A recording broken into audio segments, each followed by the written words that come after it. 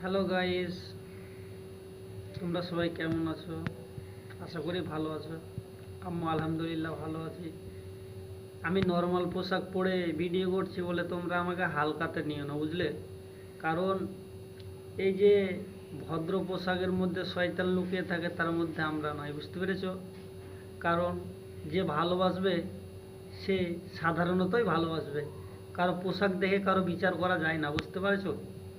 কারণ যে এই যে আমরা হালকা, মানে তোমার ধরলে একজন নর্মাল পোশাক পরে ভিডিও করছি বলে এতটাই হালকাতে নিয়ে নয় যে আমাদের অকাত নেই যে দামি পোশাক পরার, কিংবা উম, আমাদের ক্যামেরা কেনার এইসবে অকাত নেই। সবই আছে, বুঝতে পেরেছো? কিন্তু আমরা চাই আমরাকে যে ভালোবাসবে সে নর্মালভাবেই ভালোবাসবে। কারণ জানো যে মানুষের মধ্যে এখনও অহংকার নাই।